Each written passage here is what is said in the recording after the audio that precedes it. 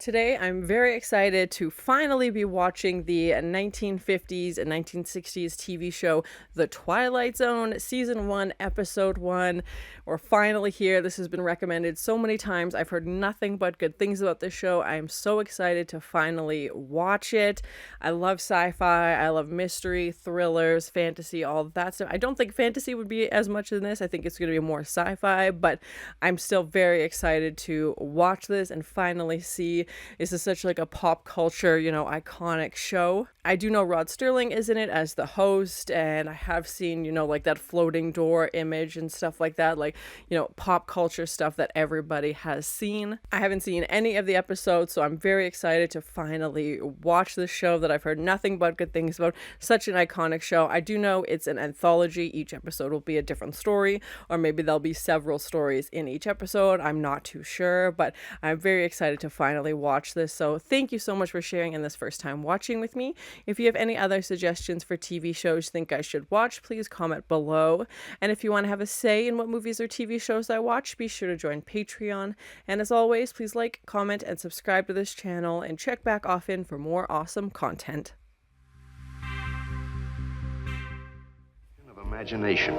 It is an area which we call the Twilight Zone. Hey, that's the name of the movie. And I'm assuming the title would have done, like, obviously this would have been for computers and stuff like that. So I love practical effects, all of that. I didn't know this would be in black and white, and I don't care. I love black and white color. It doesn't matter to me.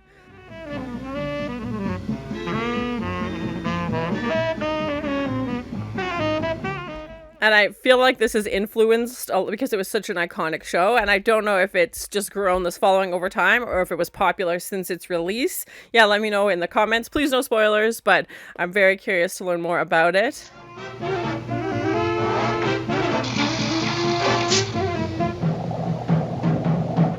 Okay, jukebox is playing. It's got the kettle on the stove. Pies are out. Hungry cash customer. I got $2.85, American money. Oh, my heart. Different times. Different times. $2 wouldn't even cover the coffee at this point. Cheese and rice. I'll tell you this way, I'm not sure who I am. But I got $2.85 and I'm hungry. That much is established. How does he not know who he is?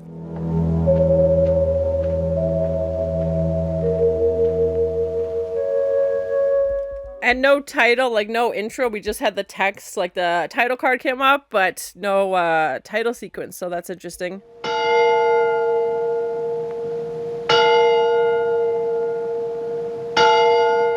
Yeah, where is everybody? Like the entire town is empty, and the cafe looked like, there wasn't layers of dust or anything. It still looked, like someone was just there.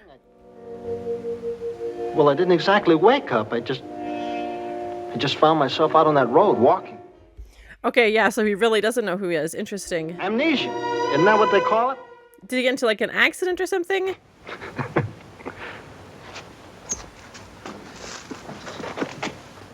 He's talking to a mannequin.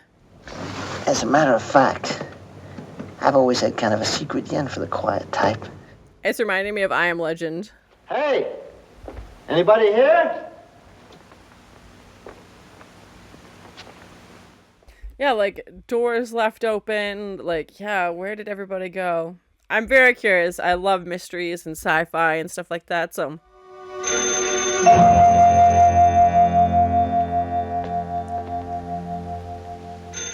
Oh, shoot. Who would be calling? Also to the, the payphone? This is the special operator. Operator, look, I just wonder if anybody down there could tell me. This poor guy just wants to talk to somebody. Operator, will you listen to me, please? This is the special operator. The number you have reached is not a... That would be terrifying. You wake up, you're the only person around, like, you have no idea what happened to anybody. Look, all I want to know is where I am. Not a working number. Look, please, can you... Please make sure that you have... And if he has changed to, like, make a call, he wouldn't know who to call, though. Oh, we've got a phone directory. Because like, he doesn't know who he is, he wouldn't remember a phone number or anything. That would be terrifying. I was watching any of the stores. Yeah, like the suspicion and paranoia, like, are you being watched? You know, are people inside watching you? And this, like, really cool pan of the whole town to match his POV.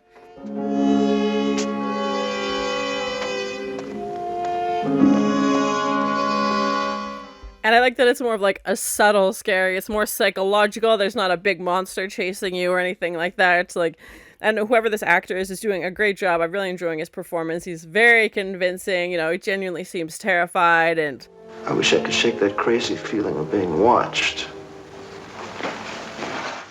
it's reminded me a little bit of like Invasion of the Body Snatchers as well, and some like dystopian films where, you know, there's a zombie apocalypse. I don't feel like we're doing zombies for this, but we'll see.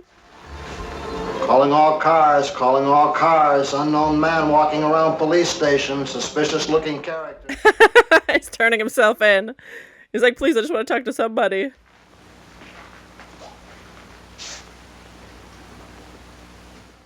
Yeah, it feels like they were just there. Like, nothing's dirty. Everything is just how you would find it. Time to wake up now. Time to wake up now. Oh, as the door closes behind him and you see his shadow. Oh my god. He's like, no, I'm not getting myself trapped in this cell. No kidding, bud. What? Get out of there. He's still convinced this is all a dream.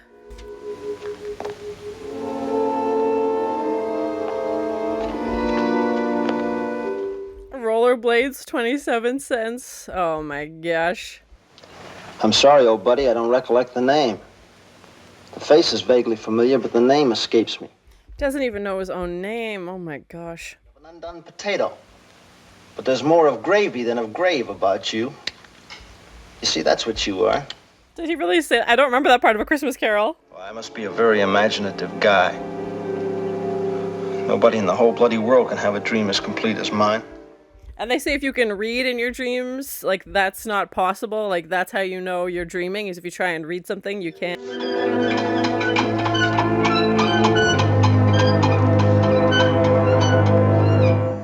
The Last Man on Earth. Stop. Is that a brochure?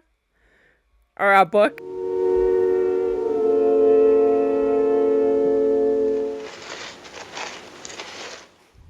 Playing X's and O's with himself. Oh man. You know you've reached boredom when.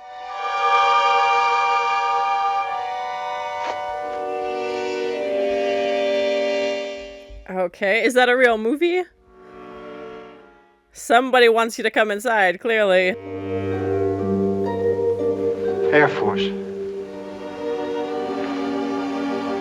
Yeah, he is wearing a jumper. I thought maybe he was like a mechanic or something, but he didn't have a name patch on him. Air Force! I'm in the Air Force! I'm in the Air Force! Hey, I'm in the Air Force! I don't know who he was talking to. But if there was a bomb, everything would be destroyed, and nothing is destroyed. Was he in an accident or something? Who's running the pictures? Who's up there? Who's running the pictures? I love a movie and a movie reference. There's no one there.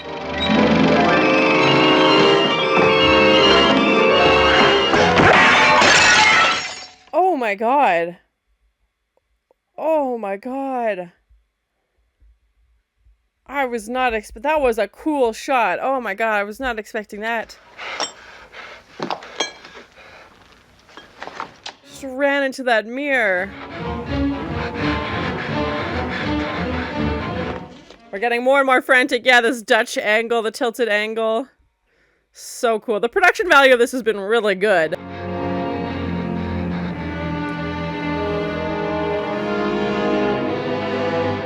Is he being watched? The optometrist. Oh, I love the camera movements. So cool. Please help me, help me, help me. Please, somebody help me. Help me, please, somebody help me. Please, somebody help me. Oh, I feel so bad. Oh, they are watching him. Somebody's watching me. Help me, please. Help me. Help me. Help me. Help me. Help me. Who are they? He is being watched. Help me. Somebody's looking at me, please. Oh my gosh, this poor guy. Please, somebody help me. Somebody's looking at me. Somebody's watching me. Help me. Get him out of there. They're doing experiments on him. Oh, poor guy.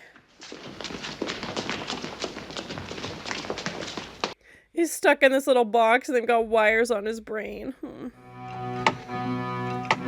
It's flashing that he thinks it's like the stoplight button. Aw, yeah, this is the same time we saw on the clock. Be careful, Colonel. Don't cut his hand. The glass on the clock is broken. I can see that, Sergeant. What a cruel... Oh, this poor guy. Coming out of it now. Fine. Did you get all the data recorded? Yes, sir, every bit of it. Did you get a timing on him? 484 hours, 36 minutes. Oh my god. Oh, the press, sir. Oh, yes. On the run, gentlemen, if you don't mind, I want to see Sergeant Ferris. Do you consider this a success? 484 hours? Jeez and rice. Find alone in a box for something in the neighborhood of 484 hours. My god. Electrodes. All of his reactions were charted and graphed. Respiration, heart action, blood pressure. What happened to him? And this lower angle shot to make him look powerful. Let me tell you all something, gentlemen. If any one of you were confined in a box 5 feet square for 2.5 weeks... No kidding. ...a human voice other than your own, I'll give you especially good odds that your imagination would run away with you, too. That they had to put him in a box to prove that? Like, they couldn't figure out that that would be a pretty obvious reaction? Oh my god. Bunch of jerks. Reading, recreation, even movies of a sort. We can pump oxygen in and waste material out. One thing we can't simulate. That's a very basic need. Man's hunger for companionship. That's such an interesting concept. So dark, though. Next time it won't be just a box and a hanger, will it? No, Mike. Next time you'll really be alone. What? What does that mean? They're like, yeah, we can feed you, we can do all of these things. We just can't figure out how to cure loneliness. That was what they were trying to do. So they sent him to it, like, his imagination made up a town with no people. Oh my god. Don't go way up there. Next time it won't be a dream or a nightmare. Next time it'll be for real. This guy has lost his mind. Stars waiting. Waiting with the patience of eons. Forever waiting. In the Twilight Zone. Oh my god, this show's gonna ruin me. I love it. Oh, my brain is spinning. Ah, so good. Mechanical toys like this, but whose competition is Mr. Death. We hope you'll join us then. Thank you and good night. You get a little preview at the end of the episode? Well, that's adorable. Oh my gosh. I'm so excited to watch. Written by Rod Serling as well. So cool. I didn't know he wrote, I knew he was the host. So it was my first time watching The Twilight Zone Season 1, Episode 1. It was amazing. I am absolutely obsessed. For a pilot, are you kidding me? This was incredible. Like, I don't know how this was perceived, obviously, when it came out in the late 50s and 60s, but I feel like this would have had a pretty good reception because the production value was incredible. Like, it still looked, really well done.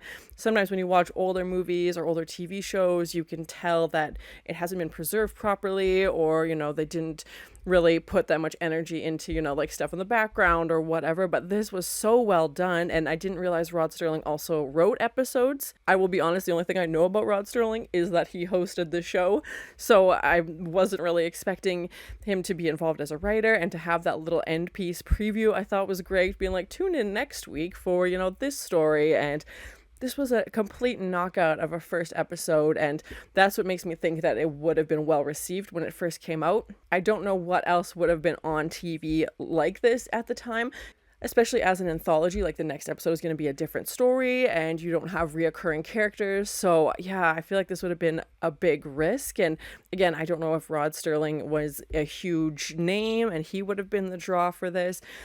Please let me know in the comments without any spoilers, but I'm very curious to continue, and I love sci-fi. We didn't really have a lot of supernatural elements in this. It was people doing things to other people, which I thought, you could deep dive into that as well, which was horrible. And it reminded me a little bit of Invasion of the Body Snatchers. Honestly, my first thought was, okay, he's in the Air Force, he's mentioned this bomb, we're gonna find out he's dead at the end. Like, I knew they were leading to something. Obviously, with him going around this town, exploring it and going to different shops and trying to find people and kind of, talking to himself along the way and having this, sense of humor, which still felt very relatable. And I mean, other than those price tags, which hurt my heart a lot because everything was so cheap, but it still felt like the conversation, other than going, the film projector at the movies and stuff like that, everything still felt very commonplace. Like, it still felt very relatable. I wasn't like, okay, I can't imagine myself in this world. Like, there's a sign for the kids' basketball games and, going into the cafe and the store for the mannequins and like all of these things, maybe not the mannequins as much, but like this whole situation still felt like it could happen to you. And I think that's part of what makes it terrifying. And I like more of like the subtle horror and the psychological thrill and that kind of mentality where he has no idea where he is. That's why I was thinking Invasion of the Body Snatchers. I was like, people are watching him, which we did find out to be true at the end, but in a very different way. And, a little bit of I Am Legend too, especially with the mannequin. He's just bored and lonely, and we find out that that's the whole catalyst behind this is he was in that box for 2.5 weeks by himself.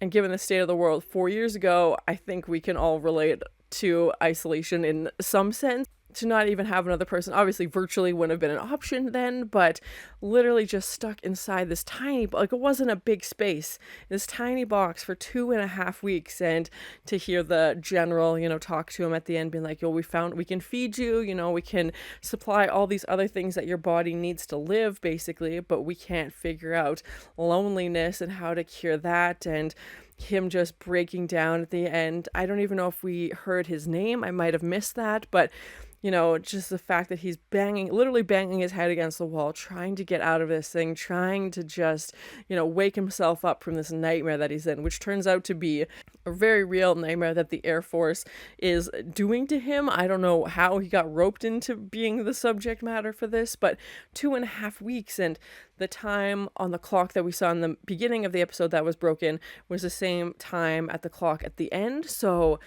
and it was just the fact that they wanted to see how long he could last, I guess. And even the general being like, oh, you would break too. It's like, yeah, no kidding. Like, you had to test this theory. Like, you didn't think somebody would enjoy this. Like, just so bizarre. And they're in this very sparse, airport hangar. Like, they're not even, when you pull back for the reveal, they're not even in somewhere like inviting. It's literally just a stark, and of course the black and white, fuels to that, stark contrast with the light and the dark, and having that shot from below looking up at the general, making him be in a position of power, and the Dutch angles as he's running through town, everything is so terrifying, and he's paranoid and he's just scared and lost, and I can't imagine how terrifying that would be. And I think to me, that's scarier than like a monster or, somebody coming after you or something like that. Like, it makes your imagination fill in the gaps, and that can be terrifying. So really well done. I knew it was going to be a good show, but this has just exceeded my expectations. And sometimes older shows can be a bit slower as well. I did not find this to be true in this case. The pacing was really well done.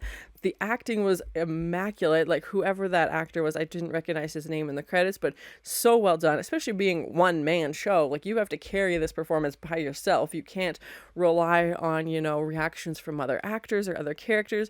It's just you. And, he's talking to himself in the mirror and eating ice cream and, talking to the mannequin, and still has a sense of humor about him, which I think says a lot as well. And we don't know anything about him also. Like, he's our main character. We find out he's in the Air Force, basically, and that it sounded like at the end of the episode he knew this was going to be happening to him, because he was like, how did I do? Like, I'm sorry I freaked out at the end. So it doesn't sound like he was forced into this, but again, maybe he was highly suggested, like, your boss told you to do it, so you're going to do it thing. But yeah, it's very bizarre, and I wasn't expecting loneliness to be the motive behind it. Like, let's see how long you can sit in a box by yourself, and the things your brain, conjures up to kind of fill that gap. And they measured his heartbeat, and, all these, there's like this experiment, and the press coming in to find out the results. Like, they obviously knew that this was happening, which is also a new level of terrifying, that they were okay with it and nobody seemed concerned. And to see, our main character being rolled out at the end, talking to the moon, and I feel like there's going to be some lasting, consequences of this. 2.5 weeks in that box. Like, oh my gosh. And even throughout the entire time he's exploring the town, there's lights are going off, and, you know, the movie theater and he goes into and the projector's going off. Like, there's this flicker of somebody could be out there, and he wants it so desperately to be true. He's imagining it, I guess, and just trying to have a shred of like a person being on the other side. And yeah, it's a whole new level of scary if we're going for crippling loneliness as the monster. Like, oh, that is a grim start, and I really enjoyed the episode, but it's making me nervous going forward if that's kind of the deep, you know, concepts we're playing into. I definitely feel like this is a show that sticks with you for, you know, a week or so after. I feel like this is a show I could talk about, you know, on end, and I feel like this is an episode where you could, you know, deep dive into so many things and have theories about so many things. And even for a half an hour episode, they packed in a lot of stuff in here, and it was so well done. A great pilot. I'm really enjoying it. They mentioned a little bit about the next episode with this toy, and his competition is death. So that definitely also sounds grim.